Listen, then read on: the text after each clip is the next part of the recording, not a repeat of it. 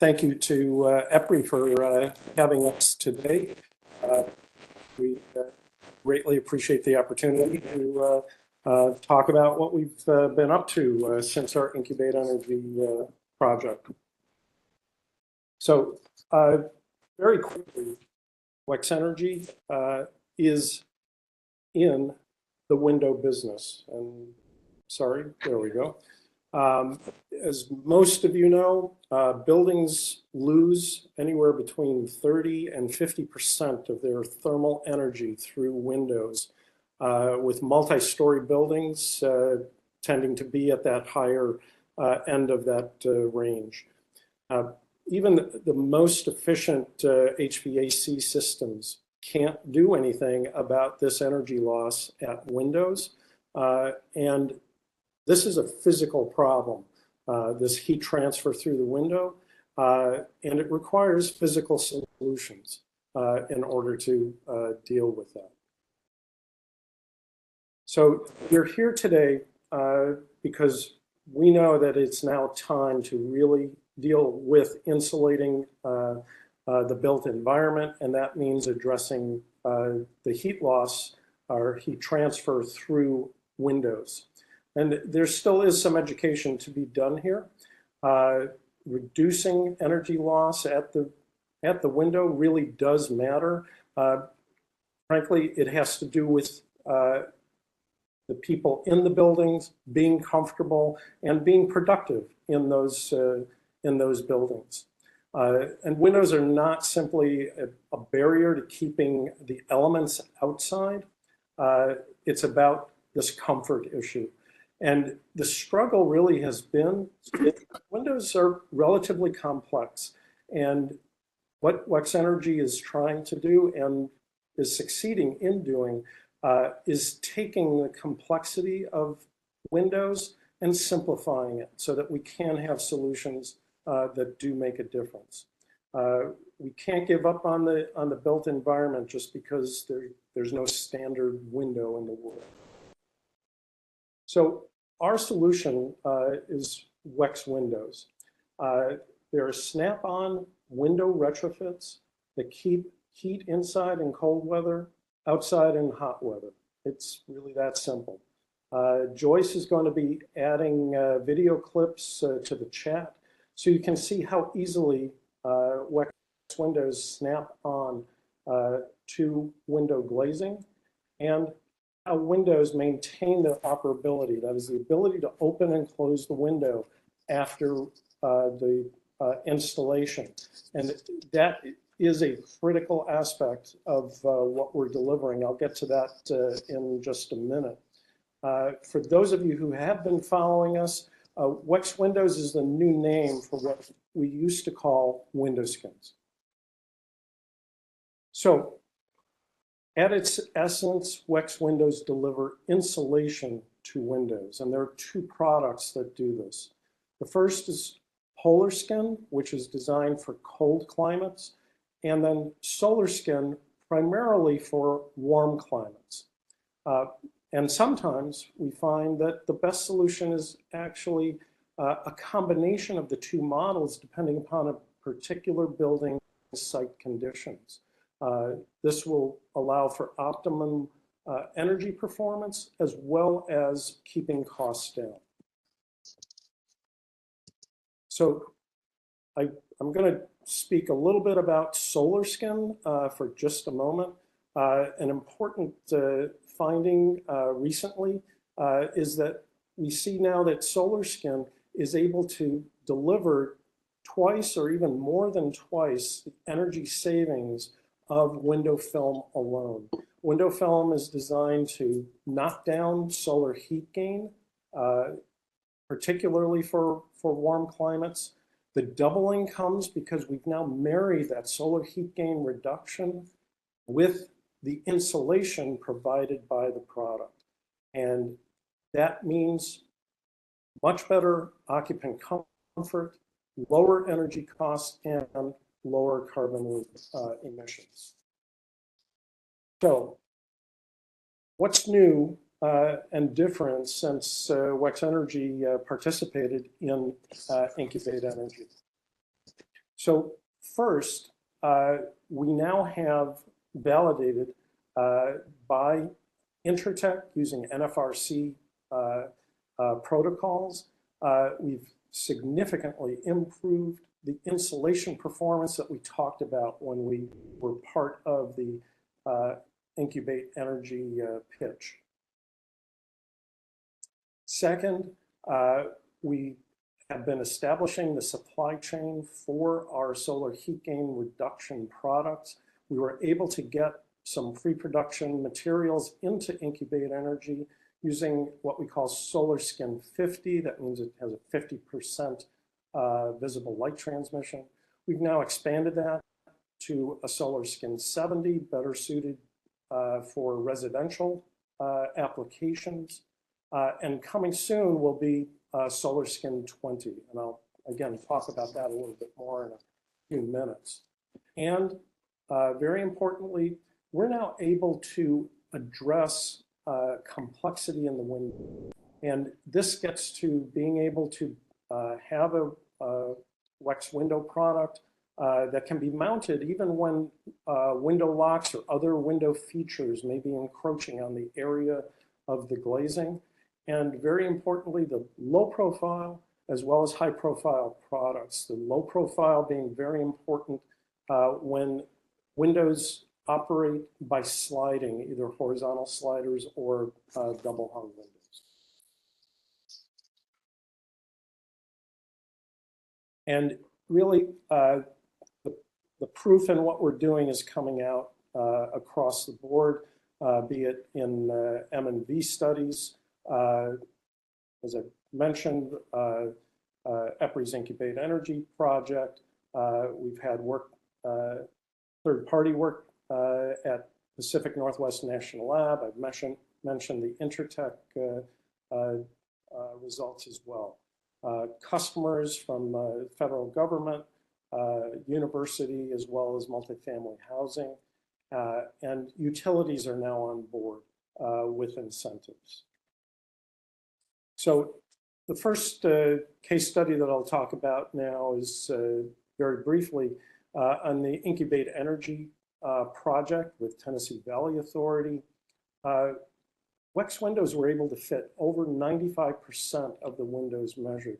This gets to deployability of the product, and if we want to make a difference in this world, we need to be able to address as many windows as possible.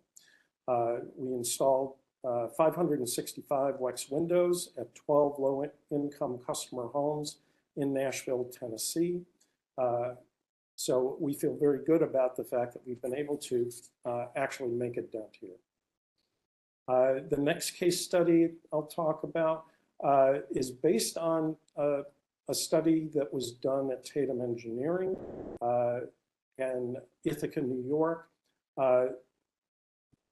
Because of the improved performance, we're now able to extrapolate the reduction in energy use, which would now be about 17% in the building that was studied there.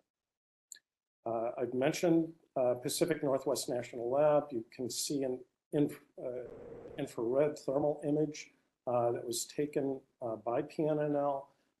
And we see over a 10-degree increase in the window surface temperature there. To very quickly run through a number of the issues studied by PNNL.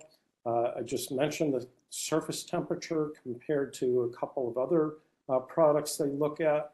We showed significantly higher surface temperature during cold weather.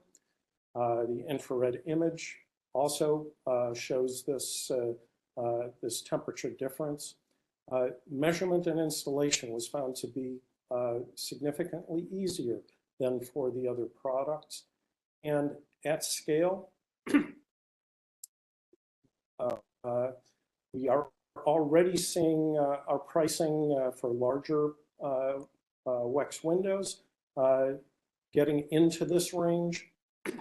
We're actually currently seeking investment that will allow us to get to the volumes and reach the range shown here.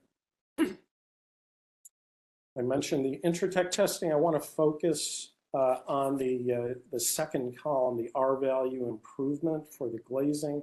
Solar Skin, abbreviated SK here, we add an R value of 1.35, and the high profile Polar Skin is adding a 1.2. The low profile version was also tested. Because it's a slightly narrower air gap, we see a very slight decrease in that R value to 1 point.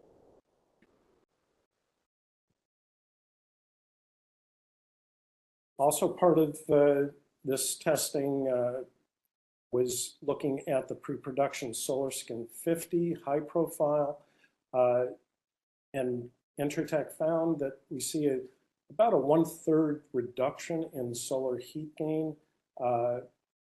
And what that would lead to, based on full building models, is electric savings for cooling in warm climates that should be at or a little over 20%. So when you ask the question, where are WexWindows really deployable? Where can we really make a difference? On the window type, really any window other than curtain wall windows at this point are a good fit for our product. Sorry, we haven't been moving around, so our lights just went off. Anyway, I'll keep going. Yep. So what's very important here is when you have an operable window, because we are applying WexWindows to the glazing, we're able to keep those windows operable because the product moves with awning or casement windows as they open. That's a very simple solution. We can put either a high profile or a low profile on those windows. With respect to the sliders and double hung windows, very important for code compliance. The low profile allows us to deploy into of these types of windows, the double hung or single hung windows, as well as horizontal sliders, and allowing those windows to maintain operability. That's one of the important points, that maintaining that operability for code compliance. Put this through New York City Department of Buildings. As they say, if you can make it in New York, because they have one of the most stringent codes, we should be in good code compliance throughout the country and the world for that. With regard to frame composition, there's no constraint there. Any type of frame composition, as we're applied to the glass, there are no constraints there. For the number of glazing panes, we have installed on single pane a number of historic buildings, as well as double pane windows. Because the added insulation begins to have diminishing returns on triple or quad pane windows, those are not as good a fit for us.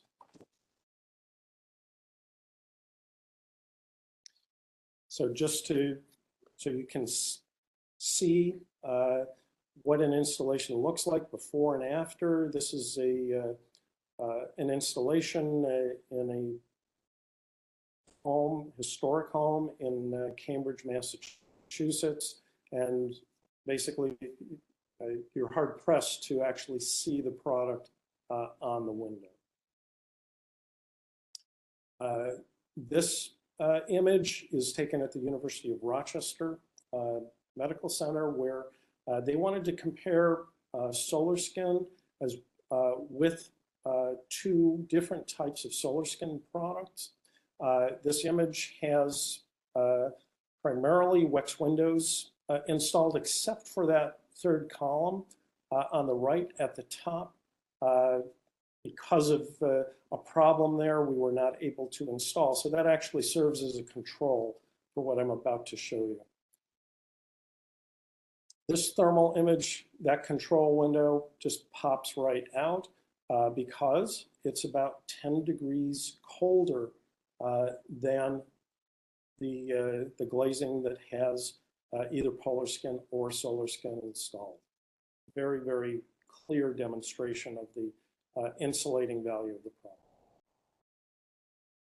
So right next to that set of four, we shift a little bit to the left, we had one full bank of windows that had nothing on them. So those four panes, again, are about 50 degrees. What's interesting, you can see in the center here, there's a column that comes into the room. So the wall temperature there is approaching 70 degrees. So about a 20-degree difference with the glazing that has nothing on it to that wall. Well, and also I want to point out the mullion on the right, which is aluminum, is doing a little bit better than the untreated glass at about 54 degrees. But you can see that the PolarSkins are, again, bringing that glazing temperature up and really making a difference to the people in this office area. Another list of testimonials here from the GSA program manager, Canton Housing Authority, and again, the installation in Cambridge, Massachusetts. So when it comes to windows, what can you do? Well, you can replace them, but that gets to be costly. You have landfill issues, and it's very disruptive to the people in the building as well as the ownership. Coating with window film has been an option for sunny climates, but there's really low incremental insulation added. Our option is to put WexWindows on, and you can do this at a fraction of the cost of replacing the window. So just to summarize, we've gotten through the code review at New York City. And an interesting application for us now is to bring the proper SolarSkin, adding to double pane windows to meet energy code. And as the last bullet shows, we're landmark approved. While that shows how much time we're spending in New York City, each of those aspects is transferable anywhere across the country. So to get through the code review issue, to meet new energy codes as they come into place, and landmark, WexWindows is a very good option.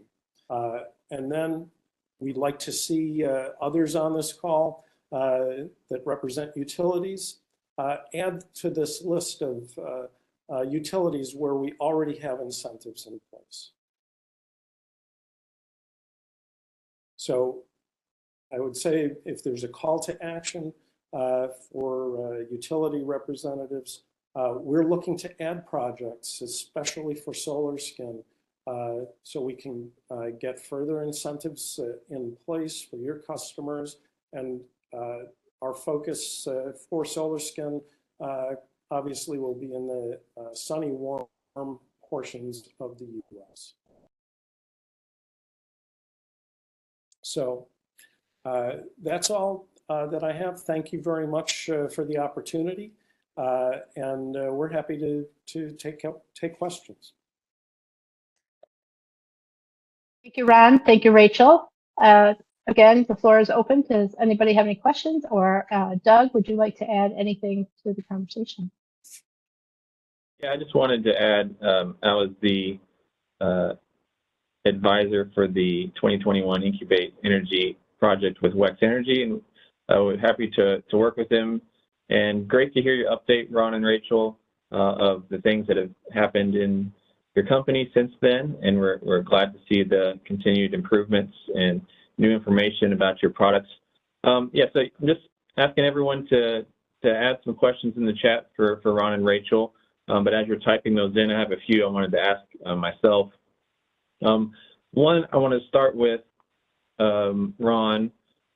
You had recently mentioned to me a project that you did with the weatherization program in New York, in upstate New York. Could you share that story with everyone else and tell them a little bit about how that went?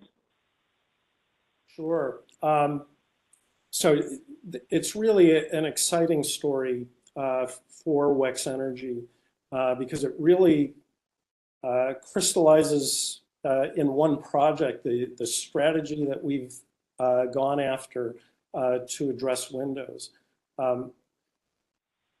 The weatherization program has what's called a savings to investment ratio, and you have to meet that criteria in order to deploy. Up until now, Windows have had to be combined with other retrofits in order to meet the weatherization criteria. And we asked, in this case, the energy advisor to the building if they were aware of any other window retrofits that could meet the savings to investment ratio on their own. And the answer that came back was they're not aware of any other cases where that's been met. So it's very exciting because much of the window industry has been about how do we improve window performance. That is, how do we increase that savings as much as possible? Our approach has been, how can we deliver value? That is, keep that investment down in the denominator of that ratio. And in this case, we've succeeded in meeting that criteria. Right now, we know we've gotten the approval. We're waiting for a couple of signatures in order to get that project installed. Great. Not seen any questions in the chat yet, so if anyone wants to come off of mute and ask it live too, you just raise your hand and we can have you ask a live question. Another question I have, you mentioned that WexWindows can be used in a lot of different applications, but can they be used to bring existing Windows up to current energy codes? Short answer, yes.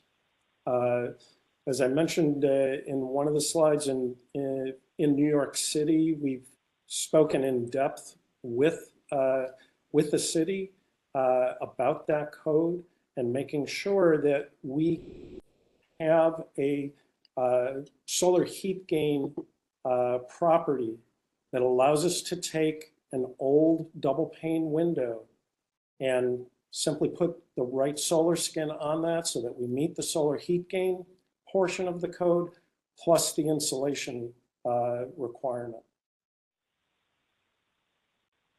Awesome. Hey Doug, I have a question if I could. Well, we hopefully let others generate some as well. I'm just curious with the recent IRA legislation impacting just the general landscape of home energy retrofits. Do you anticipate that to be kind of a positive tailwind for you? And if so, how might that work in terms of you engaging with utilities to increase deployment within their service territories? Yeah, That's a great point, Rachel. You want I'll see. to use? If you can hear me, I'll try to answer. I apologize for my hoarse voice at this point. The IRA is all about, one of the key items is about improving insulation, which is a key issue in the built environment. And clearly, WexWindows, we've shown it through all of the testing, we're seeing it in the field as well, is really adding insulation to windows. Now, one of the things that most people don't understand is that when you buy a brand new window today, you buy a certain amount of energy efficiency, whether it's a high quality or a low quality. We'll assume it's a high quality window. You're going to get that energy efficiency for 15 to maybe 20 years. And after that, the argon gas or whichever gas was used to fill that insulated glazing unit, the IGUs, has dissipated out because the adhesive that's holding the units together starts to deteriorate. So you end up with an air-filled double pane window, which is what double pane windows were when they were first introduced. So the window itself, if it's a good quality window, was properly installed, can last anywhere from 20 to 100 years. It's going to open and close, lock. It's going to do everything it needs to do if it's maintained. It's a very expensive item to replace if the only thing that's gone is the gas. And it's not as simple as just replacing the gas. It's hard to do that on site. There are some companies that replace the unit itself. Those are also not the best installations. They don't really give you everything. If you have an old wood window or a vinyl window, that's about the best insulation you can get on the framing. And very often that is replaced with an aluminum because that's a less expensive window. People just go with what they can afford to do. So you're losing on framing and not really keeping that new insulation in the long run. So something to be thinking about. Yeah, and one other thing on the IRA and working with utilities, and I've seen some of this, actually the California Energy Commission has a number of projects going on right now, some dealing with equitable decarbonization.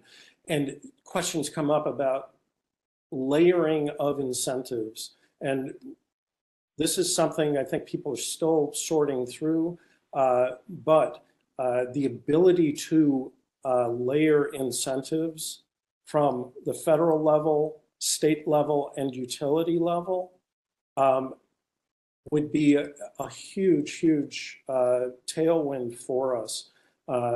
Because if you get those incentives far enough along, companies, startups like ours can sell products, and customers are really getting product at extremely low costs. I hesitate to say potentially approaching free, but in any case, you know, when you look at the analogy of LED light bulbs, the costs on those were $30 to $40 per bulb at the very beginning, and having incentives to get those going made a huge, huge difference. We like to think of ourselves as the next LED light bulb for buildings, but taking incentives and the layering of incentives would go a long way to helping us come down the cost curve and get those volumes where we need them. Very good. I do have a question that came in from Gordy. He says your infrared pictures from the University of Rochester seem to show that your solution is not addressing heat loss through the window frame and also through air loss around the edges of the frame. Do you have any studies of how your performance compares to interior or exterior storm windows? So you are correct. Our current product is only addressing the glazing.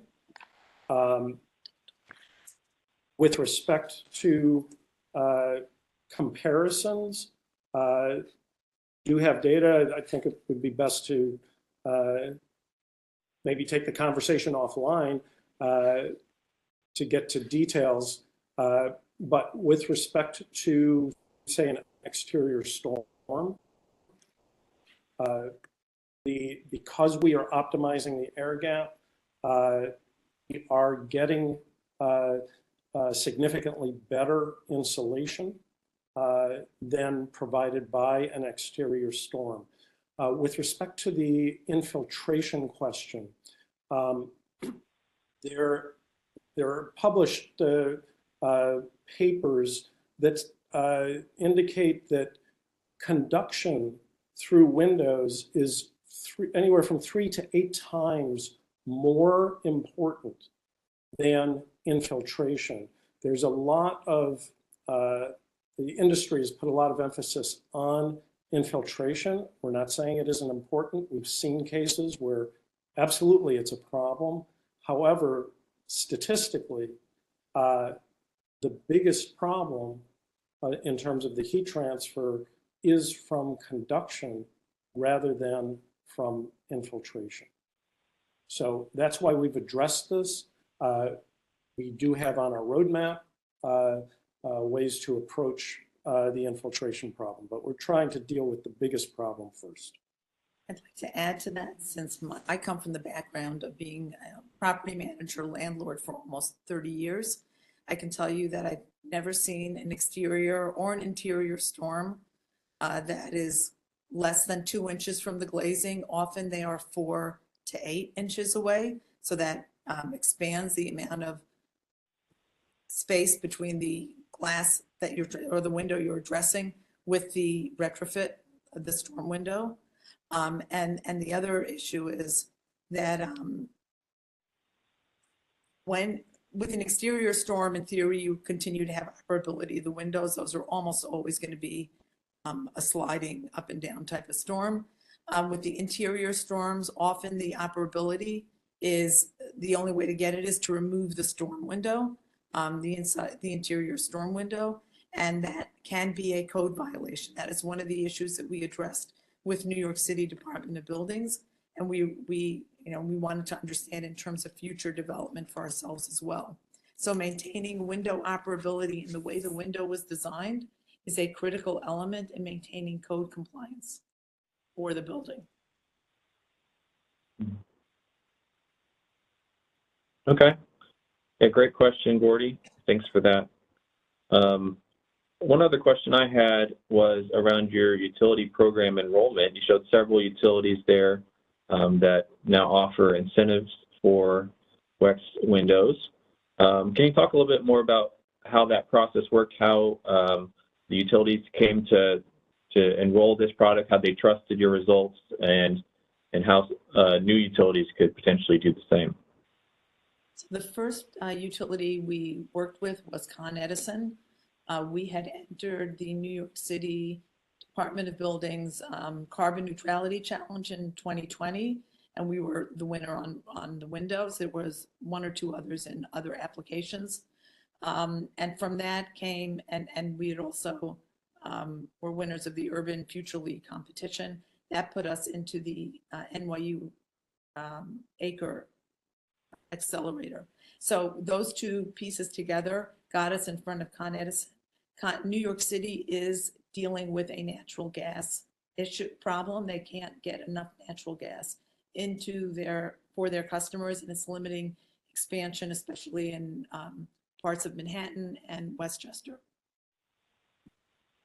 So the work that got to the incentives, as Rachel described, the organizations that we worked with, we were introduced to Willdan, Willdan Energy Services, and with them, we were able to create a vetted calculator, vetted both by Willdan engineers as well as Con Ed engineers, so that they were very comfortable with our ability to take the area of glazing on a building, along with a lot of other detail about the building, and be able to have a relatively easy to use way to calculate those savings.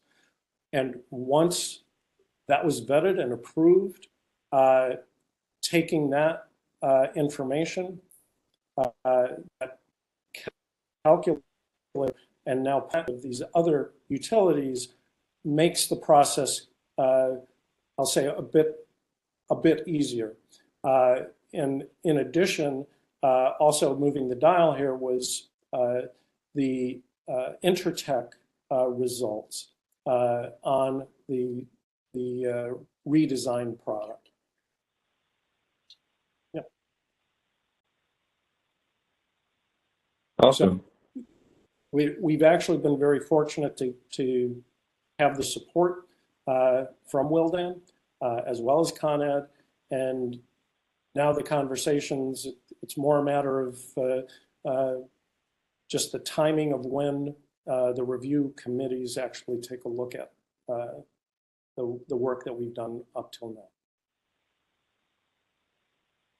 Both with Con Edison and PSEG and National Grid, we are in their trade ally program and really looking to work with their trade allies to bring WexWindows to their customers.